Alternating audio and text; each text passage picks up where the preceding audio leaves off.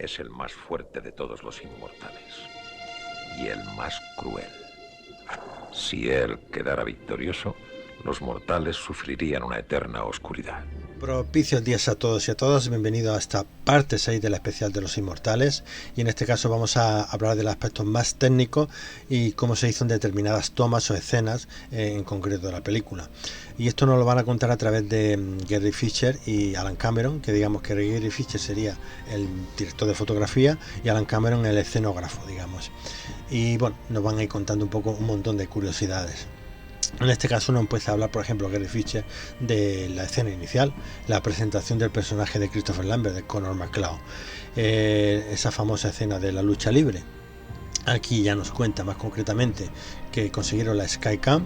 Él ya recuerda que fue inventada por Gareth Brown, el mismo que inventó la Steadicam, que se usó en Rocky Marathon Man en el año 76, y a partir de ahí ha sido contratado por los mejores directores de todos los tiempos, sin duda ninguna. Tenemos a Spielberg, tenemos a George Lucas, tenemos a Kubrick, Stanley Kubrick, tenemos a Scorsese, es decir, que ha ido pasando por bastante gente. En este caso, por ejemplo, tenemos El Resplandor de Stanley Kubrick, tenemos El Rey de la Comedia de Scorsese, tenemos El Retorno del Jedi, tenemos también El Templo Maldito, Indiana Jones y el Templo Maldito, en fin, Rocky 1, Rocky 2, Rocky 5, y lo último me parece que era Green, los hermanos, la historia de los hermanos Green, no sé, una de las últimas películas. Y básicamente, pues bueno, ha pasado por todo tipo, sobre todo como operador de Steadicam. En cuanto al Retorno del Jedi, fue más bien uno de los miembros del equipo de efectos visuales que se encargó precisamente de la escena de persecución, esto del Speed Racer, esto del bosque, del Retorno del Jedi. Pues precisamente lo paseó por el bosque grabando, según decía, a un frame por segundo, lo cual luego en postproducción pues conseguirían ese efecto de velocidad tan alucinante, ¿no? Que sobre todo en cine y con un buen sonido era una cosa espectacular. Yo me dejó totalmente alucinado. Y bueno, en vez de alegrarme tanto de este hombre, que bien se lo merece, el Gareth Brown, habría que dedicarle también un vídeo especial para todo su trabajo. Pero vamos a seguir con el tema. La Skycam. La Skycam, estamos hablando que está suspendida arriba con una serie de cuerdas, y a través de poleas se van tirando y se va colocando en el punto que se quiere en la zona, ¿no? En este caso el Madison Square Garden, pues en el punto que se quiere la cámara, pues ahí se pone. Y estaba controlada por ordenador, ¿no? Esta Skycam, lo que se quería, según Gary Fisher, se quería empezar con una toma amplia desde la salida del túnel y terminar en una de las tribunas de la parte superior, en donde está el personaje de Christopher Lambert. Claro, Gary Fisher decía, bueno, el director, más bien Russell Mulcahy, pues pensaron en que querían una toma amplia, entonces tenían que usar una gran angular. Esta gran angular, pues claro, pero para que terminara en el rostro de Christopher Lambert, eso suponía que la cámara iba a ir rodando para allá, y va a quedarse a 2 palmos de la cara del personaje. Pues claro, esa amplitud te queda muy cerca, y claro, aquello era, consideraban esto como parar un coche de carrera en un momento determinado, puede ser hasta peligroso. Y bueno, pues Gary Fisher pues se sacó un truco de la manga, como no, y solucionó el problema. Él ya cuenta que bueno, era solo cuestión de pensar en el problema, ¿no? ¿Qué pasa? Que hay un momento cuando ya se acerca la cámara a la tribuna donde los espectadores están haciendo flashes, y que no tenía nada que ver con ellos, los espectadores allí, los extras de la lucha, porque era una lucha real lo que había allí, y bueno, pues resulta que estaban haciendo las fotos con los flash, y aprovechando uno de esos flash con un fotograma en blanco, cambiaron la cámara justo para que del gran angular, pues bueno, a la cámara ya más normal, con otra lente, con la lente correspondiente, y poder acercar la cámara a la cara de Christopher Lambert. Muy ingenioso. esta es la forma que tiene de hacerse el cine antiguamente. Tiene que buscar soluciones. Gary Fisher habla de Ciudadano Kane, que usa ya el mismo recurso. Hay una escena en Ciudadano Kane que es una de las películas con técnicamente muy virtuosas, planos, contraluz, fotografía, sombras. O sea, Ciudadano Kane es bastante completa a la hora de que Orson Welles fue muy rico en usar determinados recursos de todo tipo. Y uno de ellos precisamente tiene que ser tener que con esto del famoso tragaluz, que bueno, se va acercando desde arriba, en una zona está lloviendo y se va acercando al tragaluz. En el momento determinado se quita el cristal y ya pasan con la cámara en el interior. Y bueno, ya Gary Fisher cuenta que es el mismo concepto. Y bueno, y esto es lo que por supuesto el propio director de fotografía alaba de hacer este tipo de películas, porque realmente es tener que inventar cine un poco, de alguna manera inventar recursos para poder contar la historia correspondiente. Y bueno, esto sería un poco en lo que se refiere a la escena del principio. Luego tenemos la batalla de los dos clanes. Vale. Allí usaron una grúa que de invención francesa, lo inventó un francés, y era como un brazo donde se suspendía la cámara arriba. De acuerdo, esa grúa permitía pues poner la cámara en sitios que normalmente es difícil, tomar es complejo, sino por, digamos, el estado del terreno, pues muchas veces es más complicado poder hacer la instalación de la cámara para hacer la toma y tal. Y esta grúa, pues este brazo, pues permite muchas cosas. Pues bien, aquí cuento una curiosidad que, por ejemplo, en que el Kurgan está montado a caballo y se ve un plano desde arriba, ¿de acuerdo? Y va bajando. ¿Qué pasa? Que cuando va bajando la cámara, hay una temperatura, allí el tiempo, digamos, es nublado, sol. En ese momento estaba dando un poco de sol y se ve la sombra de la grúa, digamos, cubrir digamos la parte de Kurgan, ¿no? ¿Qué pasa? Que al ser una película fantástica lo vieron como un recurso excepcional, un poco fue una casualidad, pero yo creo que queda muy bien, y ellos mismos lo dicen, que quedó muy bien, pues ese tema, esa idea fantástica de reflejar también al personaje esa oscuridad, ¿no? Y esa casualidad, pues incluso pues le da un poquito más fuerza incluso a esa propia toma, que parece una tontería, pero al final son detalles que van sumando y te van dando consistencia en la película. Y fue fantástico. Y ya si veis la película os daréis cuenta de la sombra, que ya os quito la magia un poco, que es la grúa correspondiente. Y además también en una de las tomas, un contrapicado que hay ya volviendo a la escena de la lucha libre, hay un contrapicado desde abajo del cuadrilátero, digamos, y en un segundo se ve la Skycam, ¿no? Que podemos ver incluso, tenemos un dato cinematográfico, ¿no? Un documento ahí incluso de cómo era la cámara en su momento. En fin, curiosidades. ¿Cómo se puede luchar contra ese salvaje? Con corazón, fe y acero. Bueno, pues en cuanto al entrenamiento en la montaña, que están suspendiendo una roca suspendida allí casi en mitad de la nada, que sobresale un poco, y bueno, al abismo, ¿no?, de lo que es el paisaje montañoso. Bueno, allí subieron a los correspondientes actores especialistas a los stunt, allí a hacer el entrenamiento, a luchar allí, y con el helicóptero pues iban circundando pues a los personajes, ¿no? Allí cuenta el escenógrafo, cuenta que lo que les preocupaba también era un poco que la fuerza del viento del rotor pues desequilibrara a los actores, al espadachín correspondiente, que estaban ahí en mitad de la nada prácticamente, ¿no? Pero bueno, todo salió bien, cuenta que bueno, todo salió perfecto y no hubo mayor problema. El espadachín era Bob Robertson, que era uno de los mejores espadachines que había en ese momento, y que contaron con él para este tipo de escenas, ¿no? Básicamente. Y bueno, y vamos a pasar también un poco ahora a las transiciones. No ataques nunca sin controlarte. te haces vulnerable y pierdes el equilibrio. Bueno, en cuanto a las transiciones, pues bueno, volvemos un poco a lo que ya adelanté en los otros vídeos, el tema del acuario, donde el director de fotografía nos cuenta cómo se hizo aquello.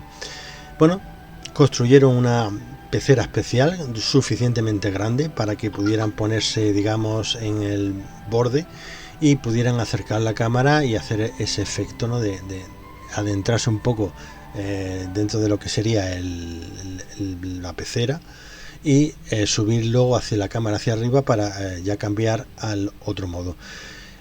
Bueno, aparte de allí rodaron eso en el acuario, pero luego cogieron y en el lago pues metieron la cámara en un cubo y lógicamente pues subieron para arriba. Buscaron efectivamente que el tono del agua fuera muy parecido, les favorecía el tema de que, bueno, el movimiento del agua es bastante indeterminado, con lo cual eso no era algo que les preocupara, pero consiguieron una toma perfecta, ¿no? Además el recurso de, conforme se va acercando a la pecera, oírse cantar a Sean Connery, pues bueno, ya te va introduciendo en que vamos a pasar a otra época, ¿no? A 4 o 5 siglos antes. Y bueno, esto un poco como se hizo en ese momento. Les costó un poco hundir el tema del cubo y la cámara porque tenían que ponerle bastante peso, pero bueno, esos son, digamos, las cosas normales que te puedes encontrar a la hora de rodar este tipo de cosas. Luego tenemos la escena del aparcamiento, la lucha del aparcamiento inicial, que el escenógrafo nos cuenta, Alan Cameron nos cuenta que fue en un aparcamiento de Londres, en tal Earls Court. Bueno, resulta que era un aparcamiento que donde no estaba techado, tuvieron que techarlo todo y era bastante grande, ¿no? Eso sí, tenía una serie de vigas, y para hacer la transición del aparcamiento, ya cuando termina la pelea y ya la cámara sube hacia arriba y nos cambia de la época actual hasta la época superior, hasta la época medieval de Escocia. Bueno, pues lo que hicieron, según cuentan, de que bueno, hicieron una viga falsa lo suficiente como para ir subiendo y justamente buscando la misma tonalidad, como siempre, para luego un muro que construyeron en Escocia para hacer luego la toma correspondiente. Primero rodaron el aparcamiento y luego rodaron la escena en el exterior, que sería en lo que es la parte del muro, ¿no?, que le quedó bastante bien. Y luego tenemos una serie de transiciones como la Mona Lisa, perfecta, el tema de cuando lo tienen detenido en el coche de policía, el momento de que está persiguiendo Brenda a Connor después de ver la pelea con el Kurgan, la primera pelea, y que diga qué pasa aquí, a santo de que viene todo esto, ¿no? Pedirle explicaciones y decirle que se deje de tontería, que solo tiene una vida y que se quiere conservarla, que se largue. Y bueno, en ese momento pues ya se separan los dos personajes y en ese momento está desorientada Brenda y de repente aparece un camión que tapa la imagen y en ese momento volvemos otra vez a cambiar en el correspondiente escenario. En fin, y esto es un sinfín de recursos y transiciones bestiales. Sobre todo hablan de las escenas que ya un poco he hablado, y el resto de las escenas, pues bueno, para no extenderme más, porque bueno, podríamos estar aquí eternamente, pues vamos a pasar un poco a otros escenarios, digamos. Bueno, pues ya en cuanto a escenarios más concretos, Alan Cameron pues nos cuenta un poco cómo trabajó en ello, ¿no?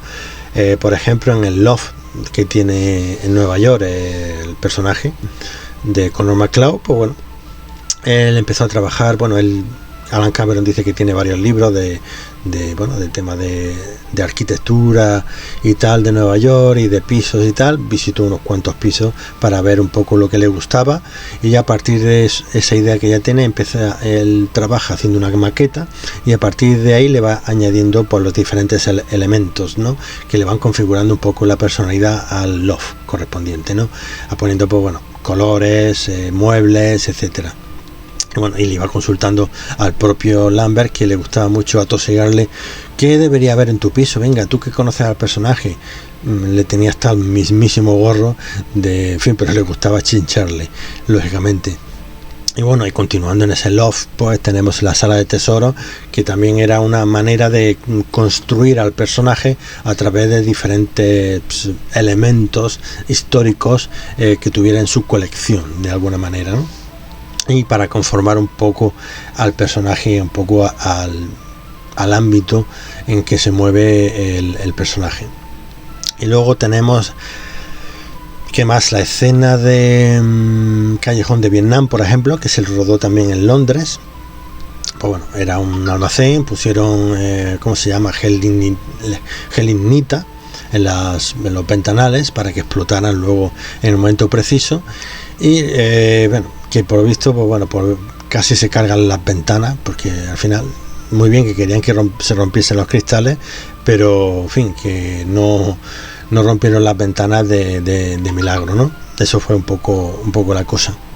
Y luego tenemos que más escenarios, bueno, lo del castillo también, que es en Escocia, que por cierto tiene, bueno, él mismo tiene ascendencia escocesa y él mismo es escocés, y le llama mucho la atención el tema de rodar esta película precisamente porque él conocía muy bien todos los paisajes de Escocia, lo cual el hecho de ir recorriendo Escocia para buscar localizaciones pues le resultaba bastante más fácil que a otro, ¿no? Que no tuviera ese vínculo que tenía ya el propio tal.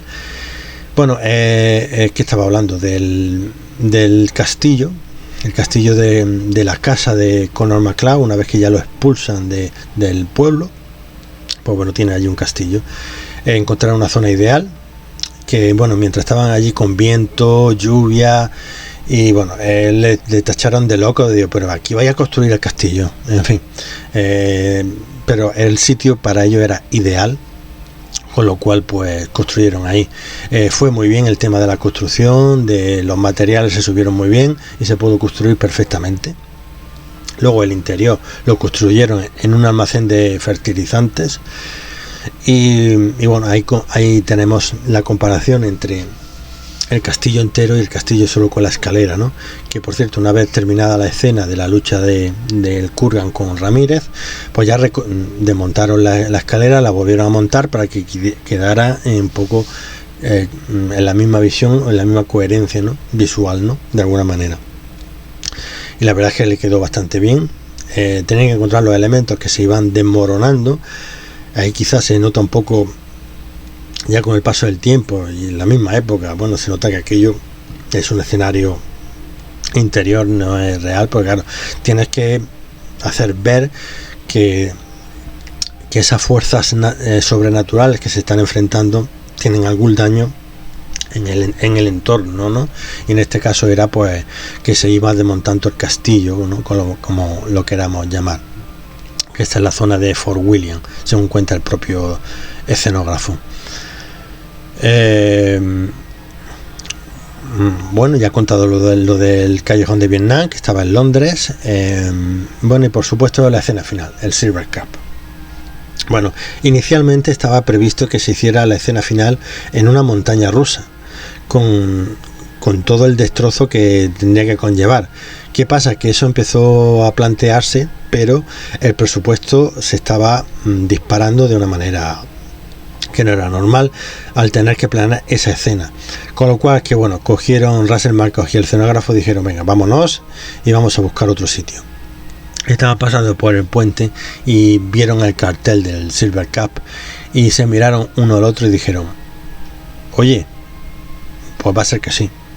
Y efectivamente, tenemos que los planos que van mirando a Manhattan pues están rodados allí, en ese almacén, y luego en un almacén de cianuro, me parece que era, lo que es la parte interior, ¿no? Recrearon el cartel y todo, ¿no? Contando que también, bueno, el tema de, bueno, eso lo contaré después. Efectivamente, respecto a eso de la parte que lo rodaron allí, de cara a Manhattan, pues estuvieron repartiendo panfletos por todo Manhattan pidiendo que dejaran las luces encendidas de las oficinas. Pues claro, iban a rodar de noche, incluso en vez de que rodando, pues yo qué sé, a las 2 o las 3 de la mañana. Y parece ser que le hicieron caso y bueno, quedó la escena tal como veis. Es decir, que si veis luces encendidas es también en parte por esa mini publicidad que hicieron a través de los panfletos, ¿no?, que repartieron por allí y que colaboraron en su momento en aquellos los neoyorquinos, ¿no?, correspondientes. Y luego, en cuanto a la parte más complicada, digamos, sería la parte, el contraplano, la parte interior, donde claro, ahí tenían muchos elementos, tenían que destrozar el cartel, que se fueran cayendo las letras, los temas eléctricos, estaba inundado de agua. Como ya he contado, los propios actores estaban un poco nerviosos. En fin, buscaron las típicas soluciones, bajar el voltaje de 220 a 110, creo que es. Y bueno, y bastante controlado. Y luego el tema de caerse las letras, pues tenían que ir, bueno, no era como antes, que hoy sería por ordenador, lógicamente. El tema de las letras, para que cayeran y tal, no era como antes, que seguramente se haría con efectos especiales, sino que había varias personas con unas cuerdas sujetando y a la orden de ya, pues tenían que ir soltando según su número, le iban ordenando por el número 1, 2, 3 y conforme iban diciendo el número tenían que soltar la cuerda. Todo tenía que estar perfectamente planificado porque prácticamente había una toma para esa escena, ¿no? Y efectivamente salió bien. Afortunadamente le salió bastante bien porque eso hubiera supuesto repetir todo y el coste, la verdad es que se hubiera disparado. Y bueno, estaba muy curioso. Y luego, respecto ya cuando caen abajo en la parte de la lucha final, la pelea final, con ese pedazo de ventanal enorme que luego intentaría repetir en la sombra, pues ahí tenemos que bueno, el escenógrafo, pues bueno, colocó allí unas ventanales de 1,5 metros por 2 metros, bueno, lo mismo, poniéndole el producto correspondiente para que explotaran allí. Y luego de fondo, pues contrataron a un fotógrafo para que hiciera una foto de unos 30 metros y que, bueno, simulara un poco el fondo de Manhattan, ¿no? Y bueno, yo creo que les quedó bastante bien. Y bueno, esto es un poco, para no extenderme más, todo un poco el proceso y todos esos avatares que han ido pasando a lo largo de la película. Y ahora vamos a pasar a las localizaciones.